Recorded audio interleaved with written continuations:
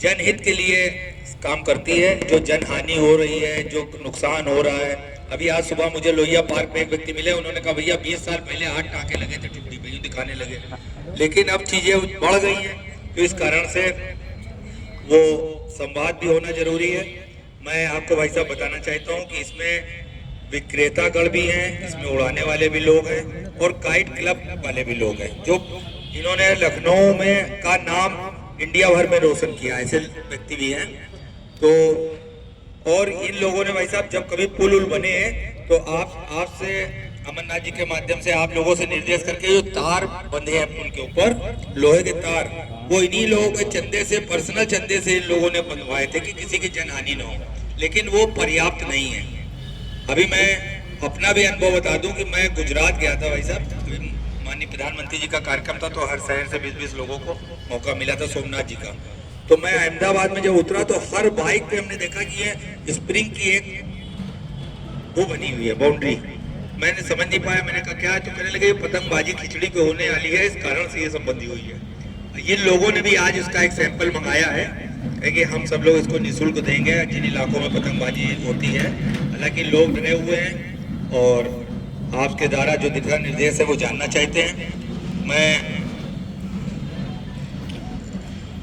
खुद एक सब नागरिक के नाते मैं आपको बताना चाहता हूँ अपना अनुभव, जो आपसे बात हुई थी कि मैं दिवाली और जमघट पे मैं अपने बच्चों के साथ पतंग उड़ाता हूँ केवल 2 दिन, और चरखी वर्की खरीद के रखता हूँ। तो वो चरखी हमारे पास थी जब मुझे पता लगा कि पहले मेरे आपके द्वारा सूचना आई कि चाइनीज मांझा, फिर जब बरेली वाले मांझे की बात आई तो मैं स्वयं वो चरखी सहित मैं आया हूँ कि मैं जब तक कि आप लोगों के दिशा निर्देश क्लियर नहीं होंगे तब तक कि हमारे बच्चे और हम लोग पतंग नहीं उड़ाएंगे। आज मैं आपके सामने ये जमा कराने आया हूँ। ये मैं स्वयं, मेरे बच्चे का पेपर था, नहीं तो मैं उसको लेके आता आपके द्वारा जो निर्देश होते। दूसरी बात, इस तरीके की ये रॉड हमारे काइट क्लब निःशुल्क दे रहे हैं। ये वैसा बरेली का मांझा है, ये खुले तौर पे बिकता है। एक और रिक्वेस्ट है, इन लोगों के वार्ता के बाद हम अमरनाथ जी से कहेंगे कि उस विषय को और आगे तक ले जाए। अभी भी बहुत सी साइडों पर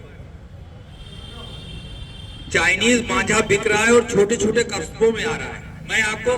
मैं इन लोगों से संवाद के बाद जो बात निकली, वो शहर में राजधानी में डर रहे हैं आप लोगों ने शक्ति की, लेकिन वो लखीमपुर में, सीतापुर में, बाराबंकी में ऐसी जगह उतर रहा है और वहां से लीकेज हो रहा है। जाने अनजाने में लोग खरीदे ले रहे हैं।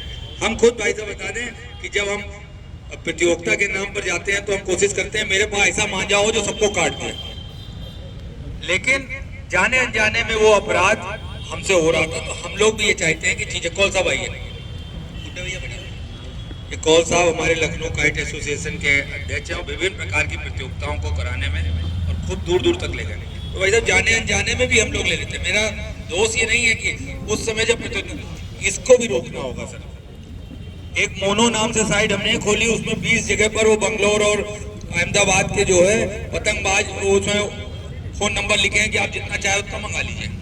अभी मैं उसका प्रिंट आपको भेज रहा हूँ। तो ये सब चीजें भी जहन में लोगों के हैं। मैं अनुरोध करूंगा कि आज की बैठक को कराने वाले हमारे अभिभावक और सिविल डिफेंस, पब्लिक और पुलिस में कैसे संवाद परस्पर बना रहे पुराने लखनऊ में, इसका सारा श्रेय भाई अमरनाथ जी को जाता है। मैं चाहूंगा एक बार कलतर ध्वनि से स्वागत कर दीजिए। और कौल साहब आ गए, मैं अनुरोध करूंगा कि सबसे पहले एक बार डीसीपी साहब का, क्योंकि आज हम लोग अपने अंदर का भय निकाल कर जाएंगे। जो भी आपकी तरफ से निर्देश होंगे, एक स्वागत सिविल डिफेंस के हमारे अध्यक्ष और रेड क्रॉस सोसाइटी के प्रेसिडेंट, एक एडीसीपी साहब जिन्होंने हमारे बीच इस बैठक को, और मैं एक हमारे एडवोकेट कक्कड़ साहब आइए, एसीपी साहब राजकुमार जी का एक बुके देकर काइट क्लब की ओर से स्वागत करेंगे। और मैं अब आगे के संचालन की जिम्मेदारी मैं अमरनाथ जी को देना चाहूँगा। अमरनाथ जी।